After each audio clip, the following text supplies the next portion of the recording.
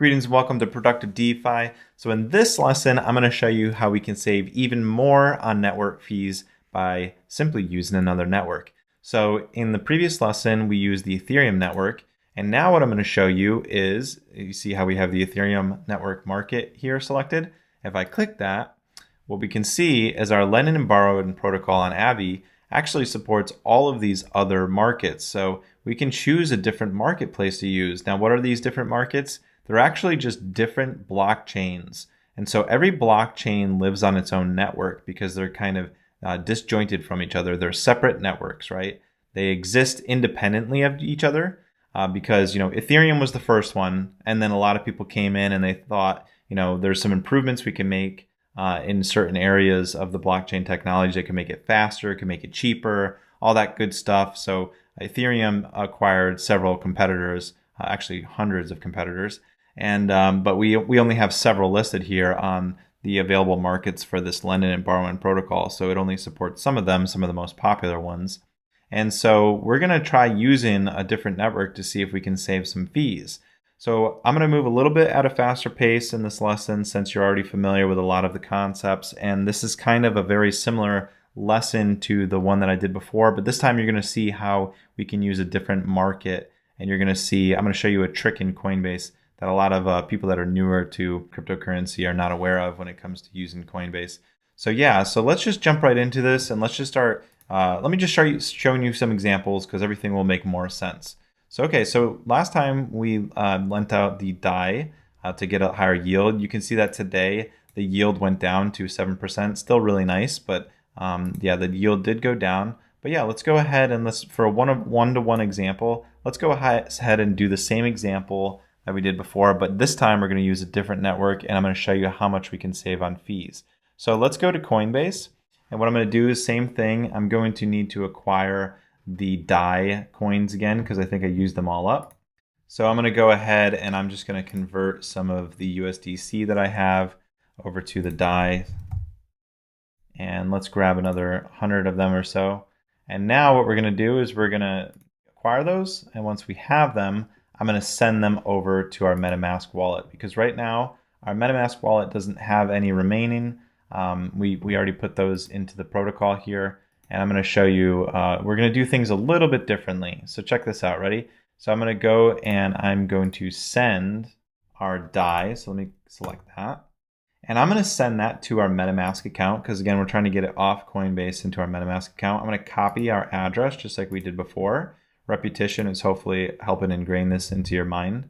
And then I'm going to go ahead and send it to that address. Now, before I do anything, I am going to send the max. But before I hit send, it's only after you select the wallet you want to send to that you get this option at the top right. It says network. So a lot of people don't realize this when they first start using cryptocurrency and start interacting with Coinbase and interacting with the blockchain.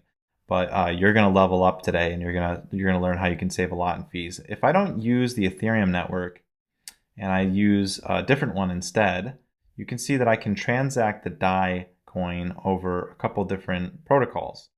And these are it's really up to our market maker, Coinbase in this case, to decide which ones they support natively in their environment. But these are the ones that they support for us. So we can transact over Ethereum or these other three.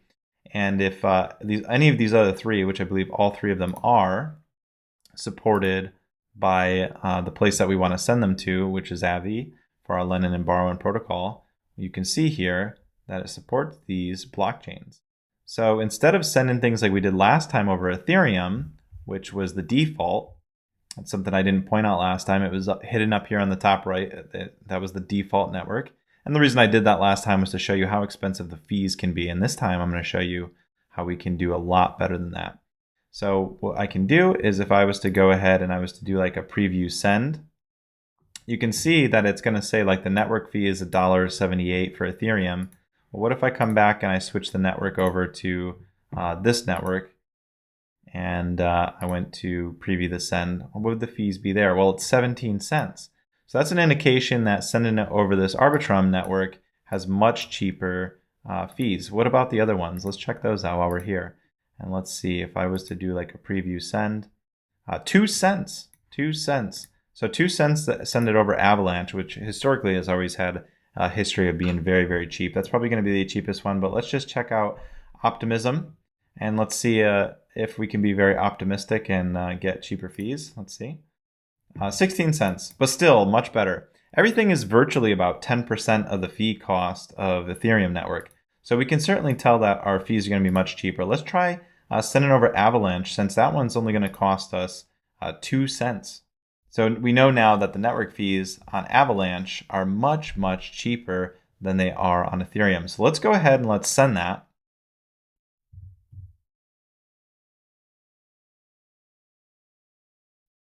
All right, so our transaction's been sent. It says it usually just takes a few seconds. So yeah, let's view the details.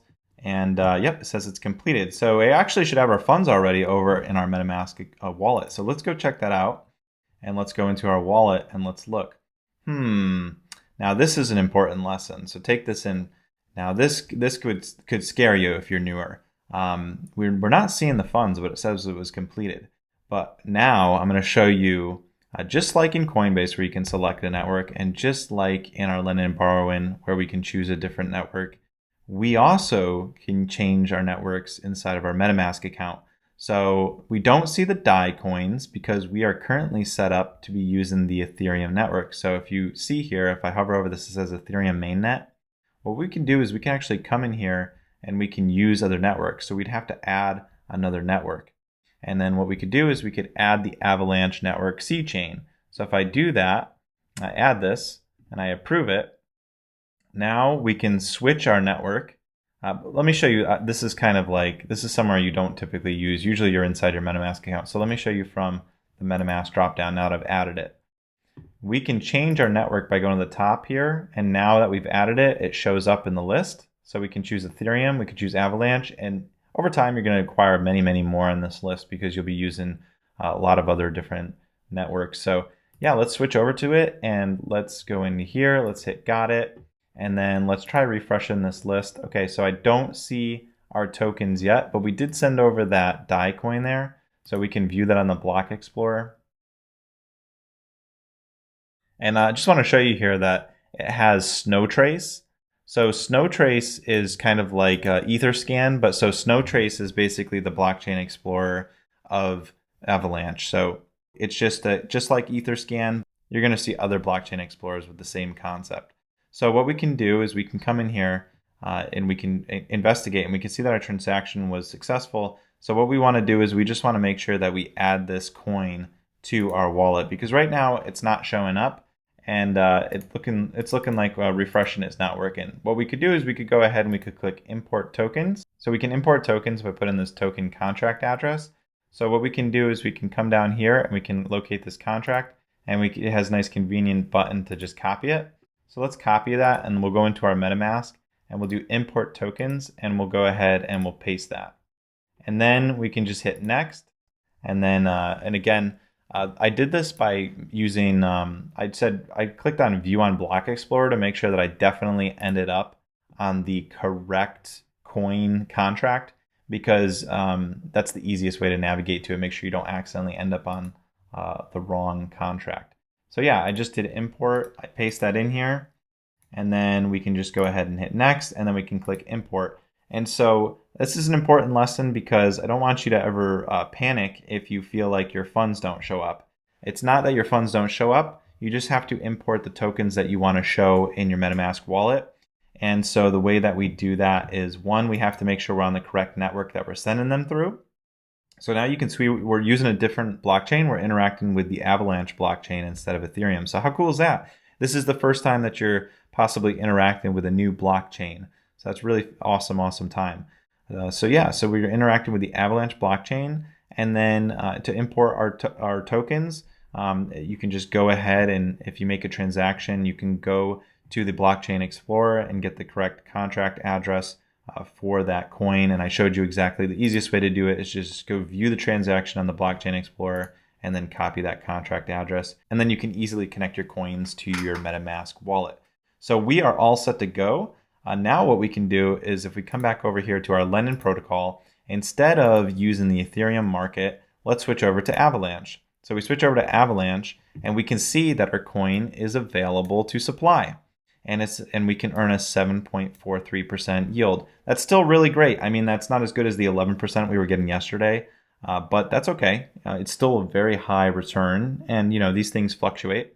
So let's go ahead and supply. But last time it was offering us 11%, but remember we paid over hundreds of dollars in fees when it came to putting it in and then having the hidden cost of having to withdraw it in the future on the Ethereum network. Oh, Ethereum, you were so expensive. Why did you do that to us? Oh man, we were earning $11 a year on Ethereum and we were paying hundreds of dollars just to make it happen. So let's find out how much we can save doing it here on the Avalanche market. I'm really excited to show you that if we supply this and we go ahead and we want to put the max in, it's going to cost us 21 cents.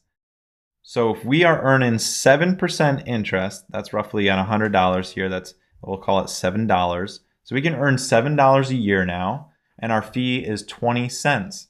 So if we do the math, we can actually be profitable on the Avalanche market. So even though we're getting a little bit less of a yield, we're actually getting a profitable trade after fees. Whereas on the Ethereum network, we were getting a higher yield, but we weren't profitable after we paid the fees. So that's a very important consideration that you have to consider. There are some people that get into blockchain that just yield chase, but they forget at the amount of fees that they're paying. So this is very important. This is a highly valuable skill and a very valuable lesson that we are going through. So I hope you really appreciate the funds that I kind of wasted intentionally before, because you can see how much money you can save here by using these other networks now, and you know that there's a better way, but you've also seen the traditional way that it's done, and I paid for that. And I hope that me paying those fees allows you to be able to have experienced the traditional way of seeing how DeFi works on the Ethereum network without having to pay those fees. So yeah, I want to approve this. I will take that profit.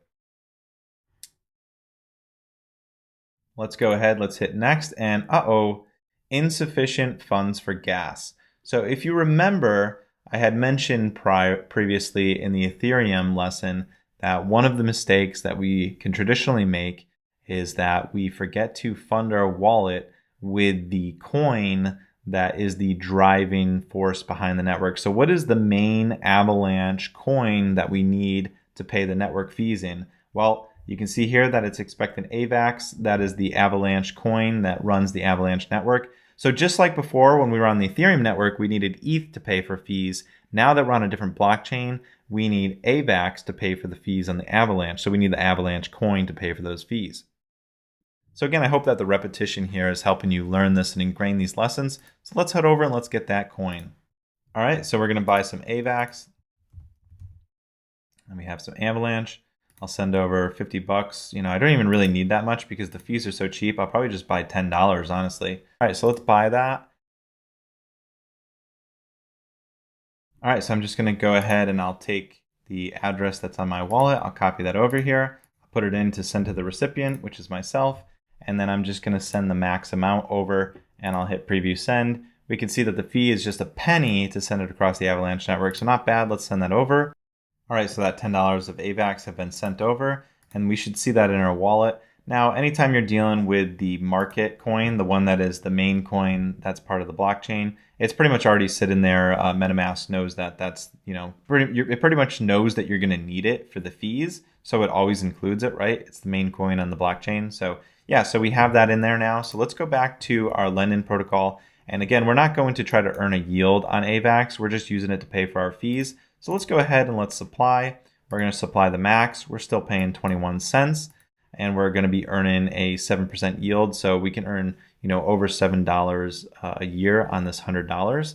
And, obviously if you had 10,000 in here, it'd be like, 700 bucks. So, depending on more that you put up, it could be, more lucrative than just $7. I'm sure that you're like, oh, $7, so what? But it's 7% yield and we're earning we're actually coming out net profitable after fees, which is something that we didn't do when we use the Ethereum network. So I think this is a really exciting moment. So I'm going to go ahead and hit max here. I'm going to transact that. Now that we have the AVAX, we can pay for the fees because you always need that coin in the main blockchain coin to pay for fees. And then boom, we're going to approve and then we're going to supply.